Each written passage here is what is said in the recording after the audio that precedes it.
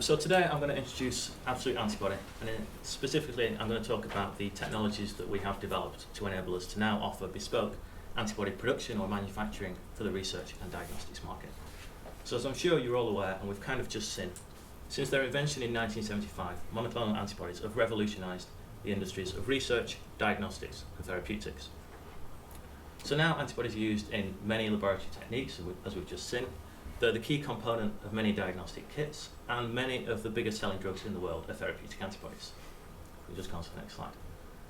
However, despite their phenomenal success, antibodies do have some limitations, and in particular, the means of producing antibodies for the research and diagnostics community has some limitations. So for those that are familiar with hybridomas, hopefully you'll be familiar with some of these problems. They tend to give you low yields. You can have slow growth, recloning and genetic drift is a concern.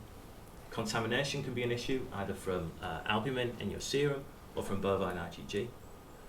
Hybridomas by their very nature are non-customizable, so if you have a hybridoma that produces a mouse IgG1, then that's what you're stuck with. You can't change the species, the isotype, the subtype or the format.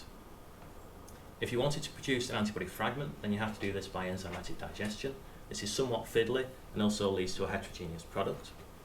And if you want to do conjugation to a reporter, you have to do this randomly, normally via cross-linking to surface-exposed lysines. And again, this leads to a heterogeneous product, and it can also impact negatively on the activity of your antibody. And then, increasingly common is for people to identify antibodies without the use of hybridomas. In the 90s, we had phage display, and then more recently, people are pulling antibodies directly out of B cells. For both of these techniques, you require some means of manufacturing your antibody once you've identified it. The obvious way of doing this is transient expression in a mammalian cell system. However, for most people around the world, transient transfection yields are actually very low. So then this moves on to preclinical development, where you require larger quantities of antibody. Here you can move to stable cell lines, but again, these can be tricky to make, and they're costly both in terms of time and money. Next slide, please, James. So what's the solution to these problems? Well, we believe the solution is to move towards recombinant engineered antibodies. So since the genetic revolution in the 70s and 80s, this has been the format of choice for therapeutic antibodies. And there's a number of real benefits to moving towards a recombinant system.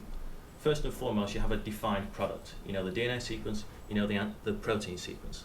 This means you can engineer the antibody to your desire, really. It also means you can express it in a mammalian system. You can potentially get high purity if you can select an appropriate cell line. High yields. You can get very high purity because you can do it serum free. You have low batch-to-batch variability and potentially short production runs. However, for those in the research and diagnostics community, currently less than 1% of antibodies that are available to you are actually recombinant. So that's one of the things Absolute Antibody we would like to change. So the history of the company, we were founded in the middle of last year, although lab work didn't really commence until the end of last year. We had a TSB proof of concept grant awarded earlier this year, and we're now looking to finalise an additional round of funding. In terms of services that we offer, we're looking to launch products later this year, and we've already launched our expression and engineering services. Thanks. So to make this possible, we've had to develop a number of core technologies. Firstly, we've developed hybridoma sequencing capabilities. So now if someone provides us with a hybridoma, we can very rapidly sequence that, relatively inexpensively, and with a very high success rate. Then once we have the DNA and protein sequence for that antibody, we can then express it in a mammalian expression system that we've developed. This is a transient system, it's a suspension cell line, and it's a serum-free cell line. This is highly transfectable and highly productive. We get yields of over 200 mg a litre, and that's in standard shape flasks, not in bioreactors, and that's with a 7-day turnaround.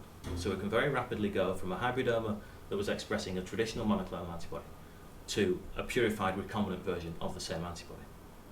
And then in terms of antibody engineering, we've developed a novel vector that allows for very rapid reformatting, and hopefully what I mean by that will become clear on the next slide. We've simplified downstream processing and made this applicable to all antibodies across all species and all subtypes. We are developing antibodies that do not bind to Fc receptors. The aim of this is to reduce background staining that can be an issue for certain assays where you have Fc receptor interaction. And we're also developing site-specific conjugation-enabled antibodies or antibody fragments. Next slide, please. So really what I want to give you with this slide is a flavour for what moving to a recombinant system can offer and all of the options that are available to you. So if you start up on the top left-hand side, we start with a DNA sequence. This could have been pulled out of a hybridoma, or it could be an electronic sequence that's been taken from a paper or a patent or a phase display library. We then synthesize the variable heavy and the variable light domains, and then from there we can go to any number of options. We can switch the subtype of your antibody. If you had an IgG1 and you wanted an IgG2A, for instance, we can switch the species between any species you desire. We can switch your immunoglobulin isotype, and we can also reformat. We could produce Fab'2 or Fab fragments. These are recombinant fragments. They'll be much more homogeneous than you will get from enzymatic digestion. We can produce bispecifics if you wanted to target 2 proteins simultaneously. Or we can produce engineered FCs. This could be to reduce FC receptor binding, it could be for site-specific conjugation, or any number of options. Next slide. So the team at Absolute Antibody is headed up by Nick Hutchins. I'm sure some of you are familiar with Nick from his role as CEO of Everest Biotech. This is a company founded in the early 2000s, and that's now made over 5,000 polyclonal antibodies. Our chairman is Neil Barclay. He's a professor at Oxford University. He was also involved with Ceratec in the early days and co-founded Everest Biotech. Professor Jeff Hale is one of the pioneers of therapeutic antibodies. In particular, people will know him from Campath, and he's also been involved in a number of different biotech companies. And then Tim Bernard, who I'm sure everybody is familiar with, is our sales and marketing consultant and former MD of Ceratec. Then myself, my background is in therapeutic antibodies, in particular engineering of antibodies, and most recently I worked at MedImmune, which is the biologics division of AstraZeneca. So I want to finish with 2 slides that hopefully clarify what we believe we can offer to either the research community or the diagnostics community. So for those working in research, we can offer small to large scale production of high quality recombinant antibodies. That could be from 1 meg up to 1 gram, and we hope to increase that capacity in the coming months. This could be for preclinical research or really anything you desire.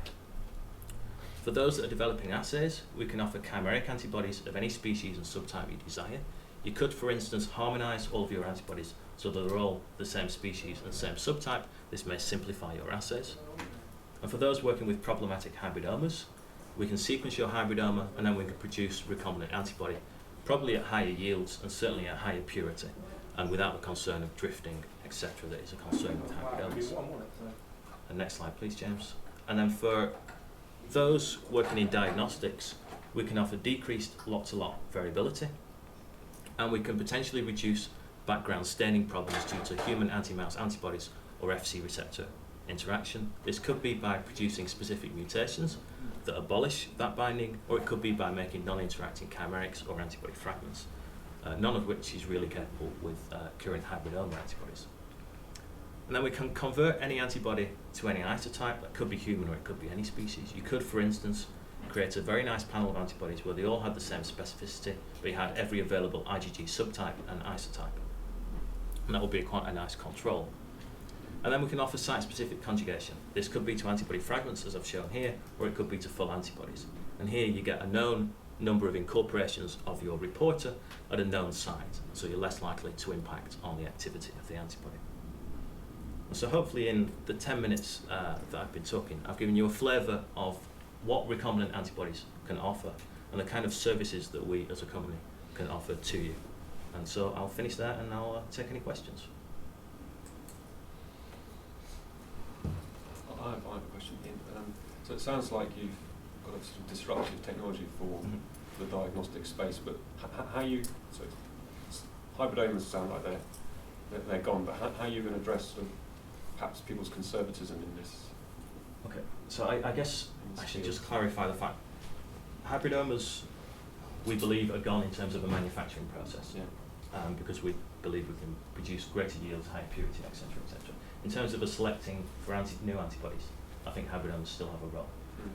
In terms of how do we convince people to move away from that technology, that's an interesting one. We are offering trials to people, which is an interesting point that's come out. And we're looking to be at the same price point as what's currently available in the market.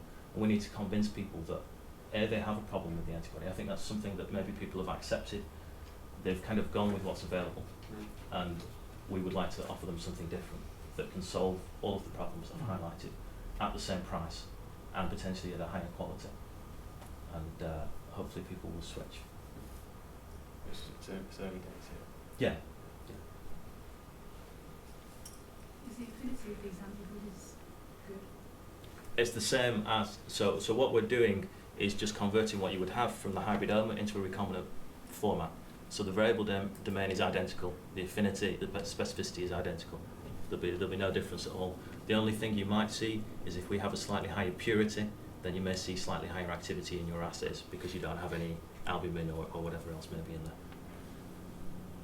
So have you got the capability, so again, your starting point for people is they come to you with a clone already, and then you'll clone it out, or you'll Yes. take it, yeah. Okay. So you're not going to produce hybridomes yourself, you're not going to do any No. fusions on that. The transient transfection system you mentioned, so that's a mammalian system, Yes. so the glycosylation and all those patterns Yes. will be the same. Yeah. Is there an issue with the fact that it is transient if you're trying to aim for a diagnostic market, in that don't most diagnostics companies kind of want something that kind of reproducible and stable? Does that make So sense? the quality of the antibody, despite it being a transient system, you can do different batches, and the batch-to-batch variability is almost non-existent.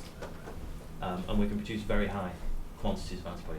We can do one batch that produces a gram of antibody, which would last most people a while. I guess for diagnostic kits they may want larger quantities, but we can bulk up and we can make large quantities, and then lots of lot variability isn't an issue.